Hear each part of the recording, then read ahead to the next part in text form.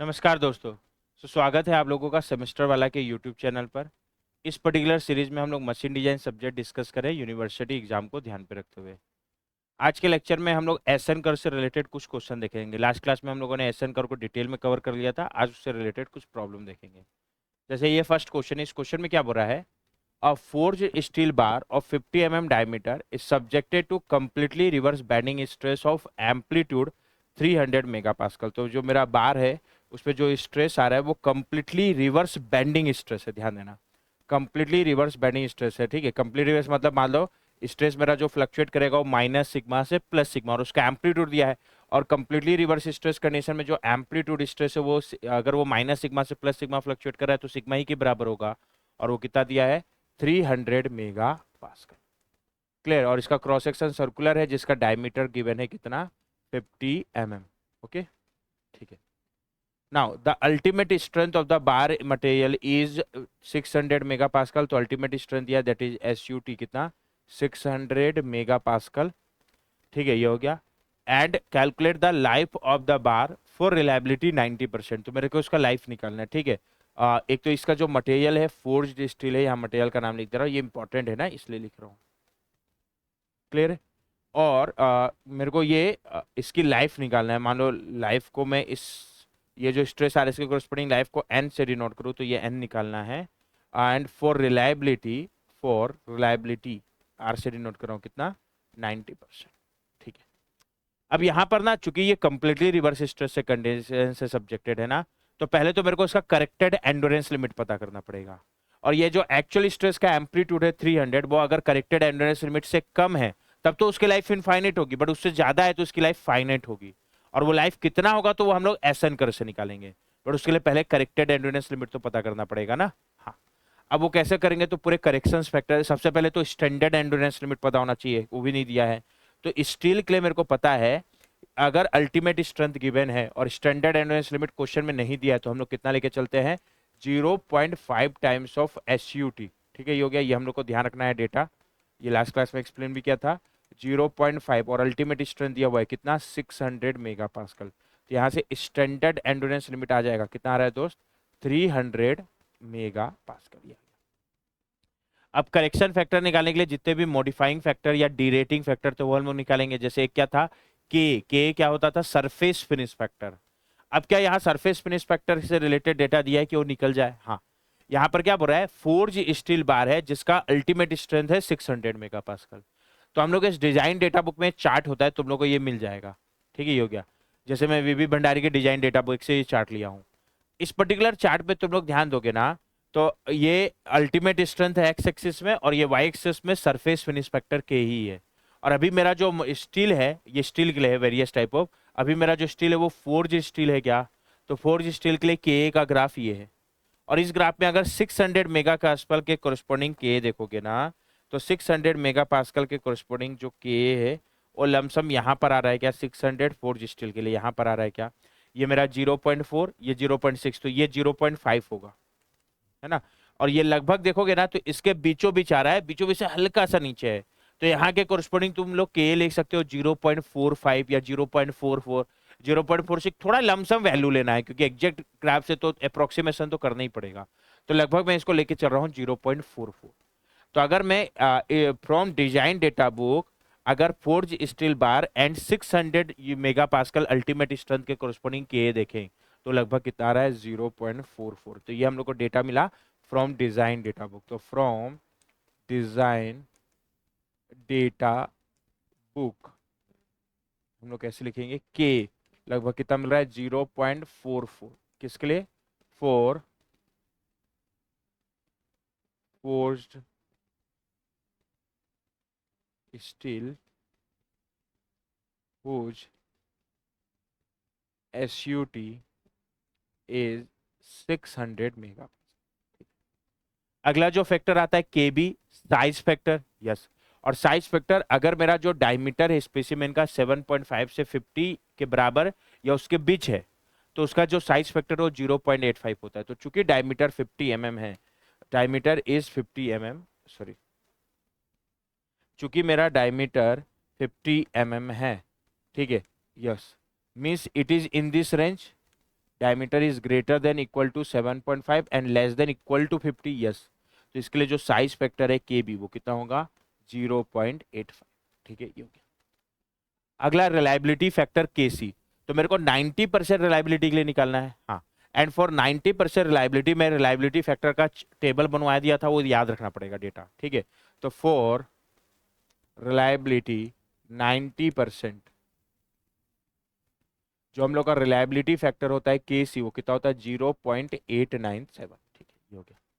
अगला आते KD, KD factor to consider stress concentration, तो स्ट्रेस कंसंट्रेशन में कोई जिक्र नहीं किया है, ठीक है, और डायग्राम नहीं दिया है, तो हम लोग यही मान के चलेंगे कोई भी स्ट्रेस कंसंट्रेशन नहीं है, और कोई भी स्ट्रेस कंसंट्रेशन नहीं है तो केडी 1 होगा क्या। अब जो 1 है उसको जबरदस्ती लिखने की जरूरत है नहीं। अगला आता है लोड के एल, लोड फैक्टर, ठीक है। Load factor completely reverse bending stress है तो उसके लिए लोड फैक्टर हमेशा कितना होगा 1, तो लोड फैक्टर भी 1, और कोई फैक्टर नहीं दिया तो बाकी सारा 1 लेके चलोगे, ठीक है।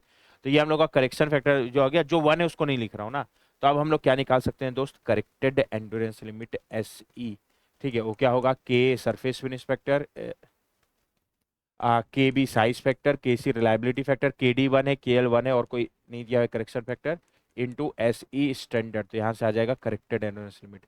के इज 0.44, यस, के बी इज 0.85, के सी 0.897 and standard endurance limit is 300 mega pascal. यहाँ से क्या निकल जाएगा दोस्त, करेक्टेड एंड्योरेंस लिमिट कितना आ रहा है ये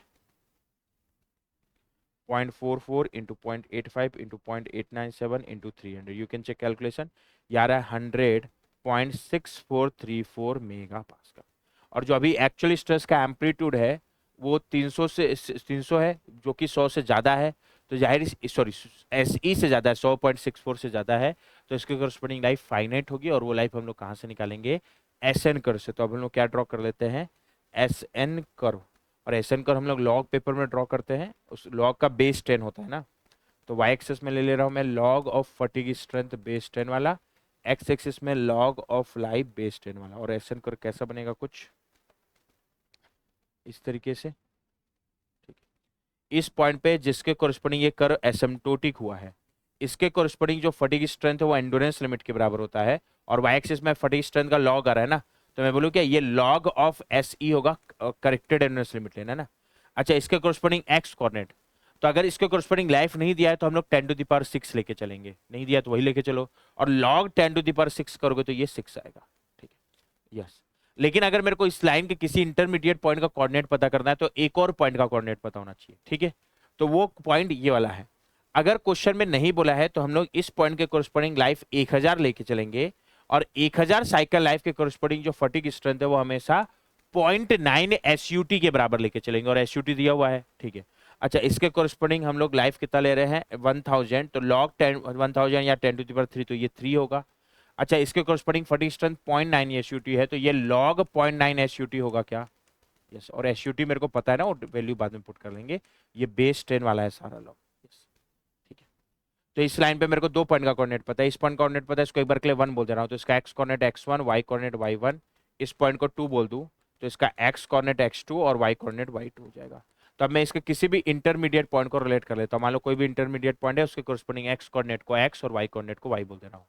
अब क्या तरीका है, तो ये पॉइंट 1 और पॉइंट 2 तीनों एक ही लाइन पे आ रहा है, और जब भी एक ही लाइन पे आए तो इनको हम लोग इंटरपोलेशन से रिलेट कर सकते हैं। क्या तरीका है, बाय इंटरपोलेशन, क्या होगा x minus x1 upon x2 minus x1। अच्छा, जो पैटर्न में x के साथ रखा हूं सेम पैटर्न y के साथ रखो, यानी इधर क्या लिखेंगे y minus y1 upon y2 minus y1, clear है।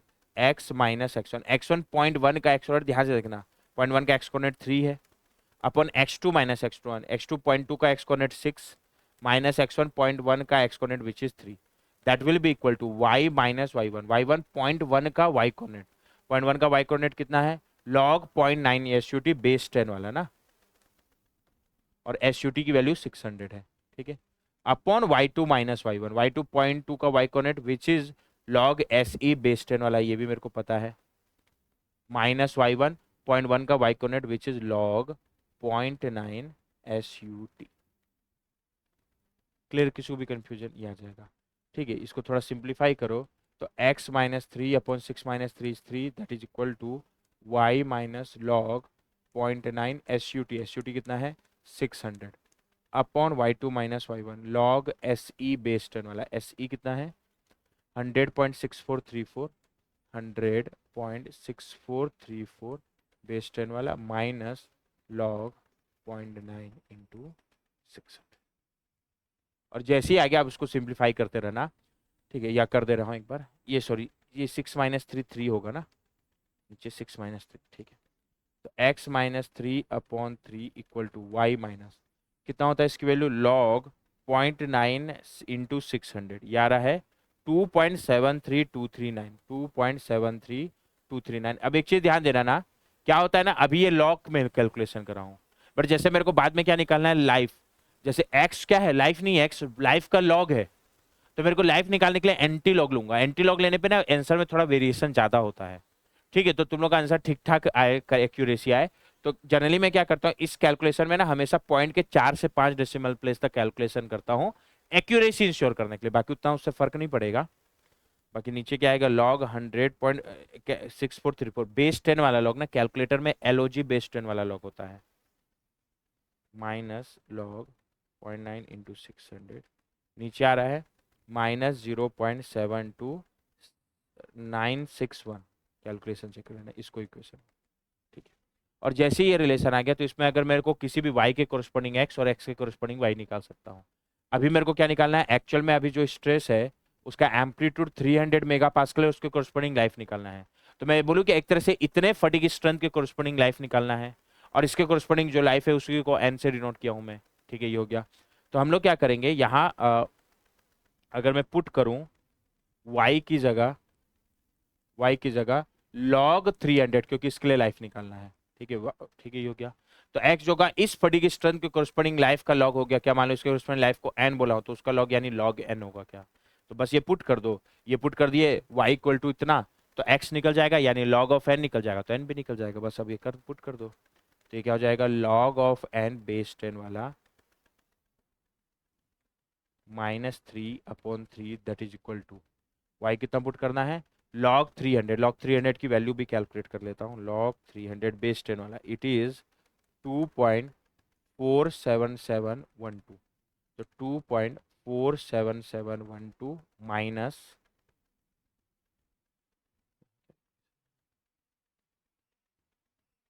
2.73239 -2.73239 डिवाइड बाई -0.72961। कैलकुलेशन चेक कर लेना, यहाँ से क्या निकल जाएगा log n बेस 10 वाला कितना आ रहा है 2.47712 -2.73239 divide by -0.72961 into 3 + 3। Calculation check कर लेना, is it coming 4.04961। Okay, to be on safer side मैं एक बार और चेक कर लेता हूँ।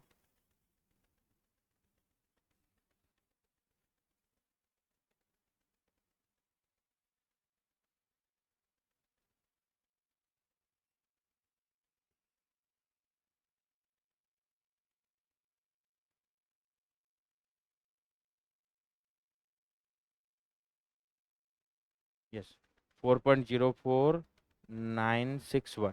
और जैसे ही आ गया तो लाइफ के लिए क्या करो, उसका एंटी लॉग ले लो, जब भी इधर बेस 10 वाला लॉग है ना, तो अगर उसका एंटी लॉग लोगे तो ये 10 टू द पावर में चला जाएगा, तो लाइफ क्या होगा 10 टू द पावर 4.04961। यहाँ से क्या निकल जाएगा लाइफ कितना आ रहा है, ये क्या निकल जाएगा, इस फटीग स्ट्रेंथ के कोरस्पॉन्डिंग लाइफ निकल जाएगा 10 to the power 4.04961। Is it coming 11210.113 cycles, ठीक है। तो जो क्वेश्चन में फटीग स्ट्रेंथ दिया है ये उसके कोरस्पॉन्डिंग लाइफ आ गया, कैलकुलेशन चेक कर लेना ना, 11210.113 साइकिल्स। क्लियर है। एक और क्वेश्चन हम लोग डिस्कस कर रहे हैं। इस पर्टिकुलर क्वेश्चन में क्या हो रहा है, a rotating shaft made of steel whose ultimate strength is 630 newton per mm square. So SUT given है, SUT 630 newton per mm square और मेगा पास्कल, ठीक है। is subjected to completely reverse bending stress. The corrected endurance limit is 315 Newton पर square. तो corrected endurance limit already given है, तो यहाँ तो कोई करेक्शन फैक्टर का जरूरत ही नहीं, ये दिया हुआ है। ठीक है, now calculate the fatigue strength for life 90,000। तो इस लाइफ के लिए मेरे को लाइफ कितना दिया हुआ है, एन से डिनोट करूं 90,000 साइकिल्स, और इस लाइफ के लिए हम लोग को क्या निकालना है, फटीग स्ट्रेंथ। मान लो इसके फटीग स्ट्रेंथ को एसएफ बोल दो तो एसएफ निकालना है। तो अगेन ये सिंपली एसएन कर्व से निकल जाएगा और ऑलरेडी करेक्टेड एंड्योरेंस लिमिट दिया हुआ है। ठीक है, तो एसएन कर्व ड्रॉ कर लेते हैं।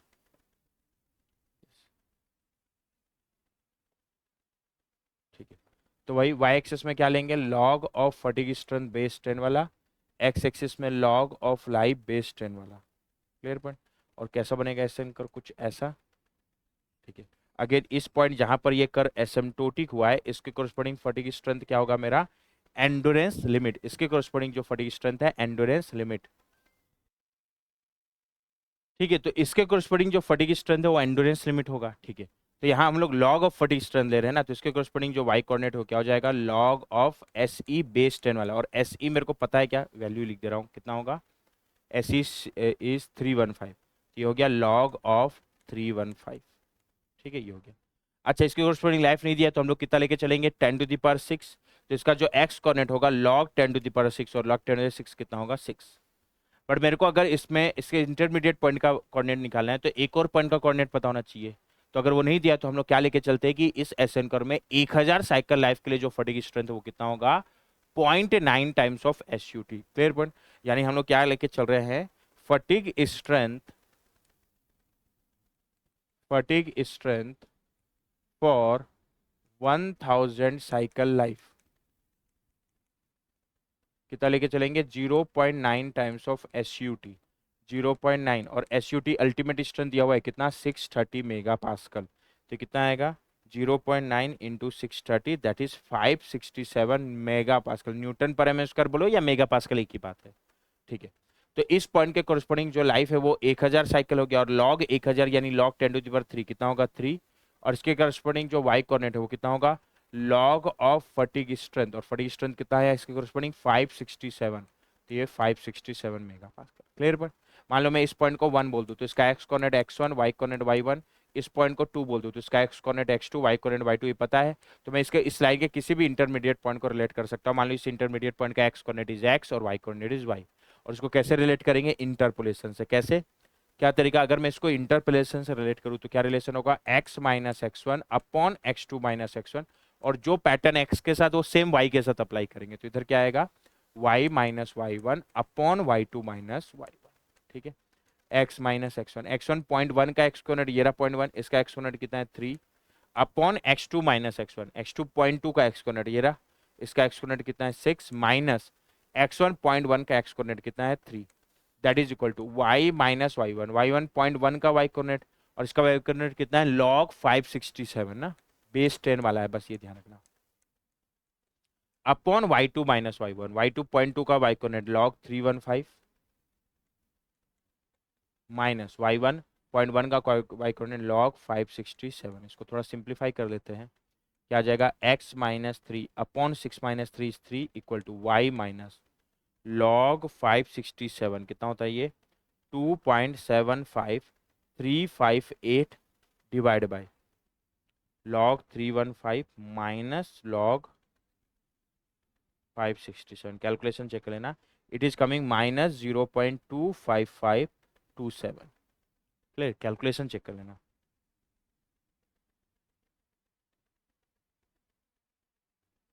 यस, और जैसे ही आगे इसको इक्वेशन 1 बोलूँ तो अगर मेरे को x पता है तो y निकल जाएगा, y पता है तो x निकल जाएगा। अभी मेरे को क्या करना है, 90,000 साइकिल लाइफ के लिए फटीग स्ट्रेंथ निकालना है। ठीक है, ये हो गया। और लाइफ का x लॉग किस में आ रहा है, एक्स कोऑर्डिनेट में। तो मैं क्या करूँ, x को लॉग ऑफ लाइफ यानी लॉग ऑफ 90,000 से रिप्लेस कर दूं, तो जो y आएगा उस लाइफ के लिए फटीग स्ट्रेंथ का लॉग आ जाएगा क्या, और फटीग स्ट्रेंथ का लॉग आ गया तो लॉग भी निकल जाएगा। यानी यहाँ पर हम लोग क्या करें, put x equal to log of 90,000 base 10 वाला ना, इसकी वैल्यू भी निकाल लो, लॉग बेस 10 वाला 90,000 कितना होता है ये, 4.95424। कैलकुलेशन चेक कर लेना, तो इसके कोरस्पॉन्डिंग जो y आएगा इस लाइफ के कोरस्पॉन्डिंग फटीग स्ट्रेंथ का लॉग, और इसके फटीग स्ट्रेंथ को SF बोला हूँ तो SF का लॉग यानी लॉग SF आ जाएगा क्या, और y निकल गया यानी लॉग SF निकल गया तो SF भी निकल जाएगा। तो ये पुट कर दो, और जैसे ये पुट करूंगा तो x 4.95424 -3/3 is equal to y क्या हो जाएगा, लॉग SF उसका बेस 10 माइनस 2.75358 कैलकुलेशन चेक कर लेना। 2.7535 नीचे क्या है माइनस 0.25527, ठीक है। यस, यहाँ एक ही अननोन है, क्या निकल जाएगा, लॉग SF बेस 10 वाला। कैलकुलेशन तुम लोग का काम है, कर लो। कितना आ रहा है 4.95424 -3 डिवाइड बाई 3 इंटू -0.25527 माइनस इधर रहेगा प्लस 2.75358, ठीक है। तो लॉग SF आ रहा है 2.58729। कैलकुलेशन चेक कर लेना। और जैसे लॉग SF आ गया तो SF निकालने के लिए इसका एंटी लॉग लेंगे, और अगर इधर बेस 10 वाला लॉग है तो जब इधर एंटी लॉग लोगे तो इधर वाला को 10 टू द पावर में ले जाओगे तो कितना होगा 10 टू द पावर 2.58729। यहाँ से क्या आ जाएगा, इस लाइफ के लिए फटीग स्ट्रेंथ आ जाएगा, कितना आ रहा है 10 to the power 2.58729। It is coming 386.625 newton per mm square और मेगा, ठीक है। तो 90,000 साइकिल लाइफ के लिए फटीग स्ट्रेंथ पूछा था, वो आ गया कितना 386.625। ओके, तो ये हम लोगों ने कुछ प्रॉब्लम देख लिया किससे, SN कर्व से रिलेटेड। मेरे ख्याल से सबको क्लियर होगा। ओके।